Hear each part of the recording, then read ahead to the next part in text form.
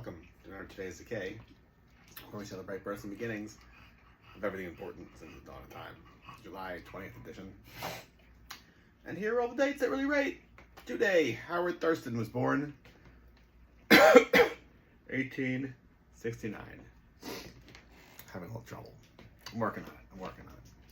Howard Thurston was a magician, operating at like the turn of the century, the same time frame as Harry Houdini, but where Harry Houdini was really focusing on escape stage illusion. Howard Thurston was focusing on the occult, ghosts, speaking to mummies, things of that otherworldly nature. The type of thing that Harry Houdini really was championing, saying none of this exists, ghosts aren't real. If they are, prove it. I'd love to know if the two of them ever met and argued or had a battle of wits over who was doing what trick and why and whatever. I don't know. I'm sure somebody knows. There's many magic historians out there.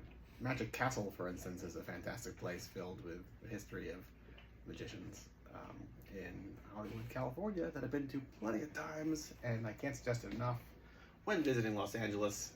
And I stress when visiting, because I think it's a great town to visit.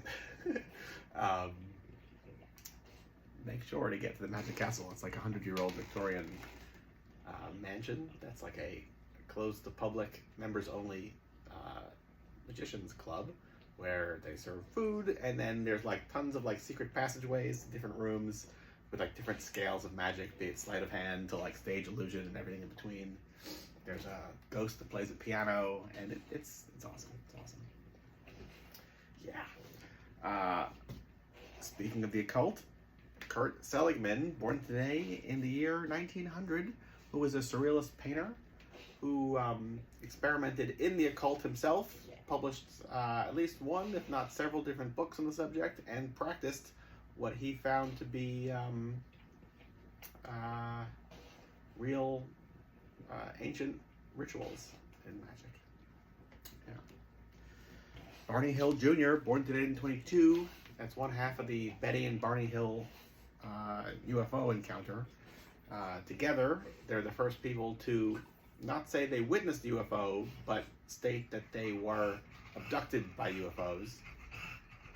I wonder aloud how much of that was almost a narrative for the time in a pre-civil rights era America. Here's this mixed race couple. She's white, he's African American, saying we're out of here. I'm reading between the lines and making my own narrative here, but kind of fitting. Who wants to be stuck on this planet?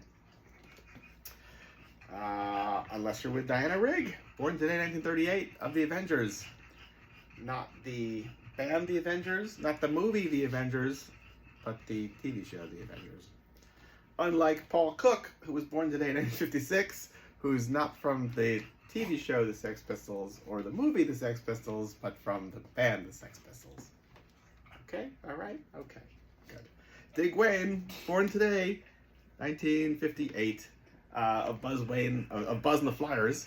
I love Buzz and the Flyers. There's a real special place in my heart for them. I feel very lucky to have been able to see their reunion show here in New York City, put on by Rebel Night.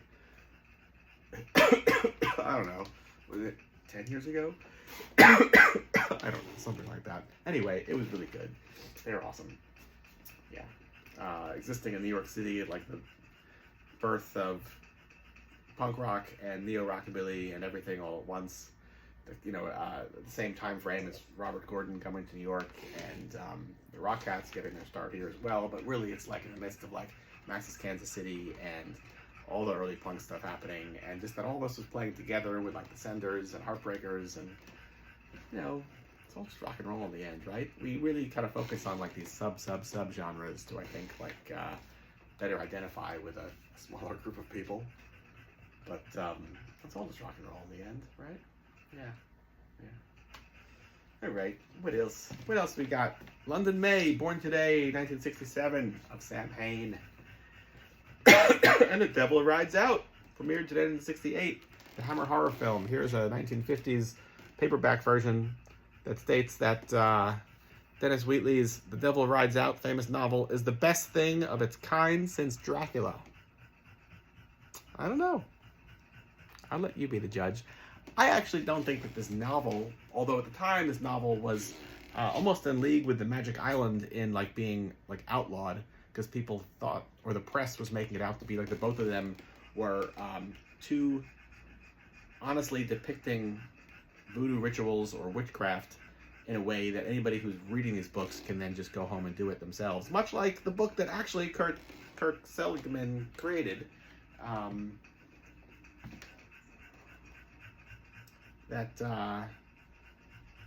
Both the Magic Island was adapted eventually into White Zombie a couple years later, and this was adapted into, well, you know, the same title. Reading it, I don't see that being the case. But I do love the Hammer horror film. I think it's better than the book. Better than the book. Christopher Lee, Hammer production, excellent stuff. Yeah. And what else? Oh, Neil Armstrong and Buzz Aldrin landed on the moon today, 1969. So there you go. Something that's really out of this world. Today's Decay. All exciting things you could spend your day doing. Reflecting on the strange and the usual, rock and roll, the occult, great novels, people who left this planet, whether by their own choice or probably still by their own choice.